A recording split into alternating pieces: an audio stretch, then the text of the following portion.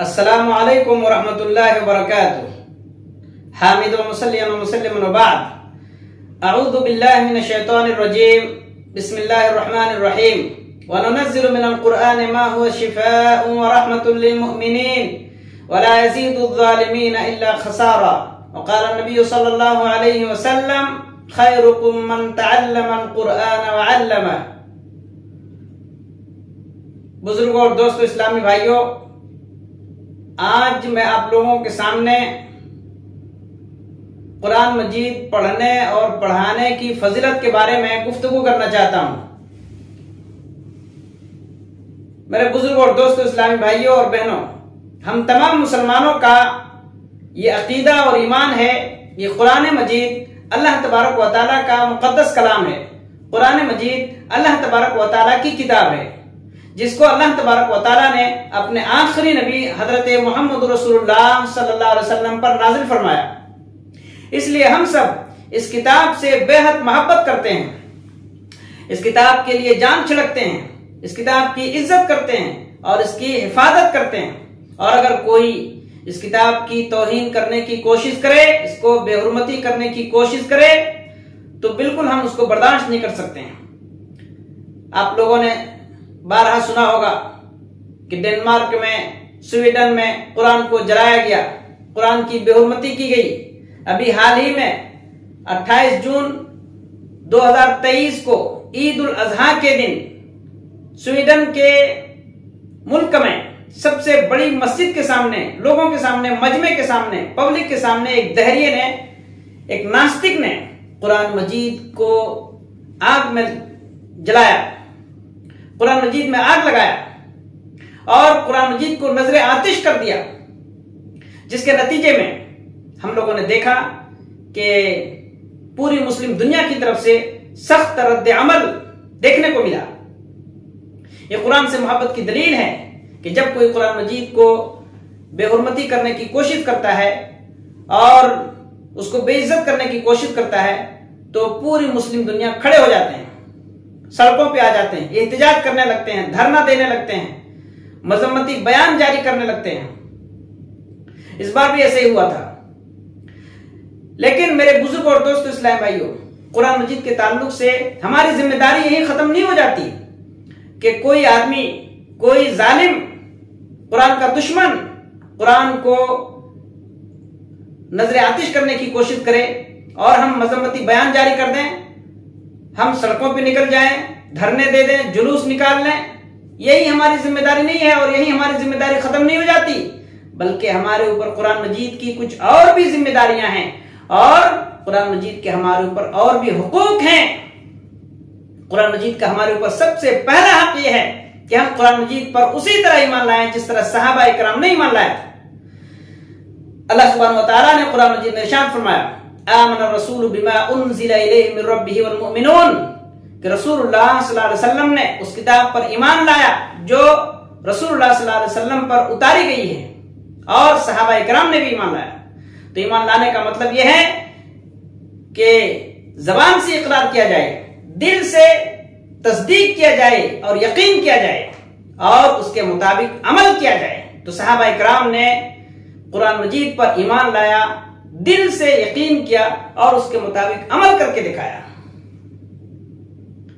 इसी तरह कुरान मजीद का हमारे ऊपर यह हक है कि हम कुरान मजीद को पढ़ें और दूसरों को पढ़ाएं।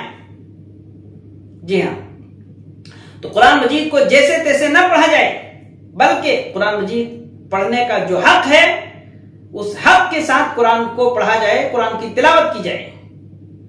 जैसे दुनिया की और भी दूसरी ज़बानें सीखते हैं तो पूरे देखभाल कर उसको पढ़ते हैं, उसको बोलते हैं, पूरे ग्रामर के साथ, तलफ्फुज़ के साथ, प्रोनाउंसिएशन के साथ। इसी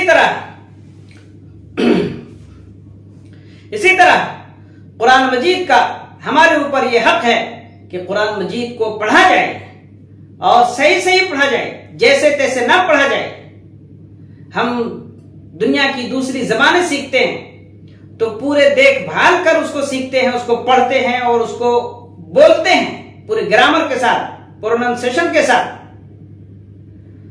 तो कुरान को भी जब पढ़ा जाए तो कुरान तजवीद के साथ, मखरज के साथ, तलफ्फुज के साथ और अच्छे अंदाज में तरतील के साथ पढ़ा जाए, जैसे तैसे ना पढ़ा जाए। आप कहेंगे कुरान पढ़ने के लिए हमें तजवीद नहीं आती, मखरज नहीं आता, तो हम ये कह सकते हैं कि दुनिया की बड़ी बड़ी किताबें आप पढ़ सकते हैं, अपने बच्चों को पढ़ा सकते हैं, बड़ी बड़ी डिग्रियां ले सकते हैं और अपने बच्चों को दिला सकते हैं।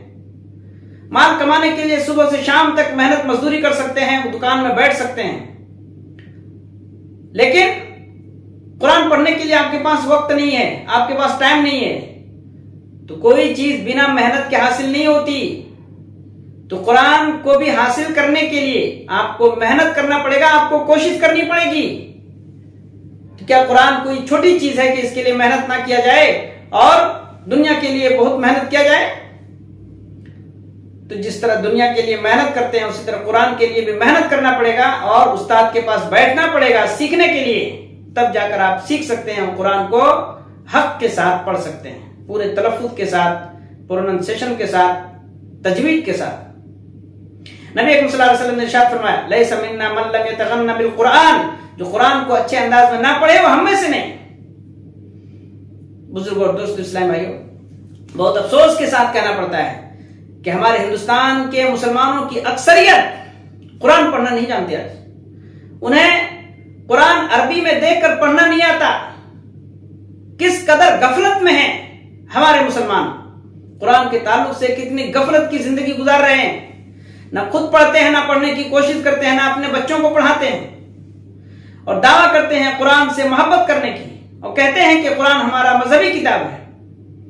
कैसा है आपका दावा और कैसी है आपकी मोहब्बत? बुजुर्गों और दोस्तों, सिर्फ दावा कर देने से काम नहीं बनता, उसके मुताबिक अमल करना पड़ेगा। रोने की बात है कि आज मुसलमानों की अक्सरियत को कुरान पढ़ना नहीं आता, और जिसे पढ़ना आता है वो भी साल में एक बार दो बार कुरान खोलने की उसे तौफीक नहीं मिलती। रमजान में एक मरतबा खोला तो खोला।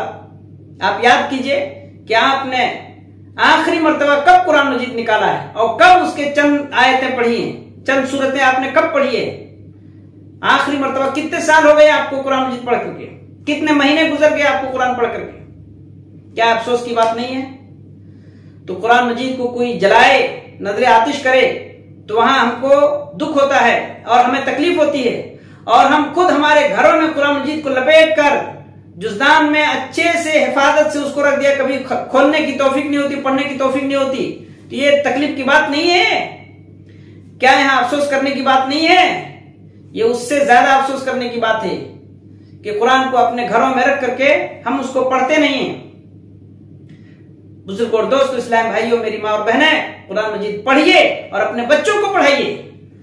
इस किताब के पढ़ने से, इस पर अमल करने से दुनिया और आखिरत बनती है। ये नूर है, ये रोशनी है और ये निजात का जरिया है। ये क़यामत के दिन सिफारिश करेगी ये किताब। नबी अकरम सल्लल्लाहु अलैहि वसल्लम ने इरशाद फरमाया, ये कुरान पढ़ने वाले के लिए क़यामत के दिन सिफारिश करेगा। और एक हदीस में नबी सल्लल्लाहु अलैहि वसल्लम ने इरशाद फरमाया, मन क़रा हरफन मिन किताबिल्लाह फलहु हसनतुन, कि जो इस किताब का एक हरफ पढ़ेगा उसको एक नेकी मिलेगी, और एक नेकी का बदला अल्लाह ताला 10 नेकियों के बराबर देता है। और नबी अकरम सल्लल्लाहु अलैहि वसल्लम ने एक हदीस में इरशाद फरमाया कि तुम में सबसे बेहतर आदमी वो है जो कुरान को सीखे और दूसरों को सिखाए। दुनिया का सबसे बेहतर आदमी कौन?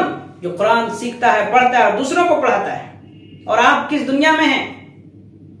आज कुरान पढ़ने वाले नहीं रह गए, कुरान समझने वाले नहीं रह गए। अल्लामा इकबाल ने क्या खूब कहा, वो मुअज़्ज़ज़ थे जमाने में मुसलमान होकर और हम खार हुए तारीके कुरान होकर। तो बुजुर्ग और दोस्तों, इस्लाम भाइयों, कुरान आप पढ़िए, अपने बच्चों को पढ़ाइए। आप सुबह करें तो कुरान की तिलावत से, आप शाम करें तो कुरान की तिलावत से। और कितने मुबारक, कितने काबिले मुबारक हैं वो लोग जो कुरान को पढ़ते हैं और पढ़ाते हैं। वो जबान मुबारक जो जबान कुरान पढ़ती है, वो आंखें मुबारक जो कुरान देखती हैं, वो कान मुबारक जो कुरान सुने। और वो दिल और सीना मुबारक जिसके सीने में कुरान महफूज है, वो पेपर मुबारक जिस पेपर में कुरान लिखा जाए, वो जगह मुबारक जहां कुरान पढ़ा जाए। तो कुरान के ताल्लुक से ये कुरान की आजमत है कि कुरान से जिसका ताल्लुक हो गया वो मुबारकबाद के मुस्तहिक हो गया। तो बुजुर्ग और दोस्तों इस्लाम भाइयों, कुरान से जुड़िए, कुरान से दिल लगाइए, कुरान से मोहब्बत कीजिए और कुरान को अपनी जिंदगी में नाफिज कीजिए। अल्लाह सुब्हानहु व तआला ने इरशाद फरमाया, उतलु मा ऊहिया इलैका मिनल किताब, ए नबी सल्लल्लाहु अलैहि वसल्लम आप उस किताब को पढ़िए, तिलावत कीजिए जो आपकी तरफ आप पर नाजिल की गई है। और एक जगह अल्लाह सुब्हानहु व तआला ने इरशाद फरमाया, व नुनज़्ज़िलु मिनल कुरानि मा हुवा शिफ़ाअ व रहमतुल लिल मुमिनीन, हमने इस किताब में ये जो कुरान नाजिल किया है ये शिफा है मोमिनों के लिए और रहमत है, शिफा है ये और रहमत है ये। बुजुर्ग और दोस्तों इस्लाम भाई, इसी तरह कुरान के ताल्लुक से कुरान का हमारे ऊपर ये हक है कि कुरान को समझा जाए, कुरान को समझ कर पढ़ा जाए। तो कुछ लोग ऐसे होना चाहिए जो कुरान को समझ कर पढ़ें। इन्ना अंज़लनाहु कुरानन अरबिय्या, अल्लाह सुब्हानहु व तआला ने इरशाद फरमाया, हमने अरबी जबान में कुरान नाजिल किया, लअल्लकुम ताक़िलून, ताकि तुम समझ हासिल करो, तुम समझो और गौर फिक्र करो। कहीं कहा लअल्लकुम ततफक्करून, तुम इसमें गौर फिक्र करो।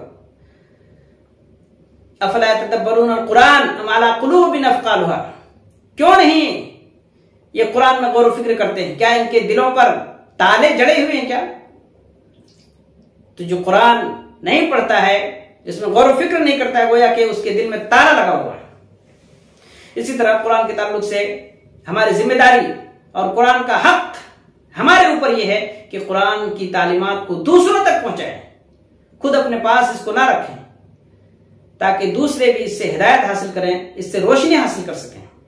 नबी अकरम सल्लल्लाहु अलैहि वसल्लम ने इरशाद फरमाया, बल्लिगू अन्नी वलो आया, तुम मेरी तरफ से इस्लाम की बातें, कुरान की बातें पहुंचा दो, चाहे एक ही आयत क्यों ना हो। तो कुरान के ताल्लुक से बहुत सारी बातें हैं और ये लंबा मौजू है। कुरान अल्लाह की किताब है, एक दिन अल्लाह तबारक व तआला इस किताब को अपने पास उठा लेगा। लोग रात को सोएंगे और सुबह उठकर देखेंगे, कुरान खोलेंगे तो उसमें कोई लफ्ज, कोई हर्फ नजर नहीं आएगा, बिल्कुल व्हाइट पेपर, सफेद कागज रह जाएगा और उसके कलाम को, उसके अल्फाज और हुरूफ को अल्लाह ताला अपने पास उठा लेगा। इसलिए कि कुरान से लोगों को कुरान की कुछ जरूरत नहीं रहेगी और कुरान से लोग हिदायत नहीं हासिल करेंगे, कुरान से लोग रोशनी नहीं हासिल करेंगे, कुरान की जरूरत नहीं रहेगी लोगों को। इसलिए अल्लाह तबारक व तआला इस कुरान को अपने पास उठा लेगा।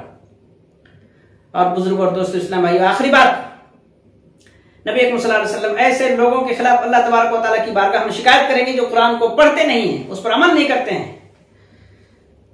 कुरान मजीद में अल्लाह सुब्हानहु व तआला ने इरशाद फरमाया, वक़ाल ar-रसूल या रब्बि इन्न कौमी इत्तखज़ू हाज़ल कुरान महजूरा। नबी अकरम सल्लल्लाहु अलैहि वसल्लम क़यामत के दिन ऐसे लोगों के खिलाफ अल्लाह तबारक व तआला से शिकायत करेंगे जो कुरान को पढ़ते नहीं, छोड़ दिया, जिन्होंने कहा या रब्बी, ए अल्लाह, ए मेरे परवरदिगार, मेरी कौम ने इस कुरान को छोड़ दिया था। तो आप उन लोगों में शामिल ना हो जिन्होंने कुरान को छोड़ दिया या जिनके खिलाफ नबी अकरम सल्लल्लाहु अलैहि वसल्लम अल्लाह की अदालत में शिकायत पेश करेंगे, आप उनमें शामिल ना हो।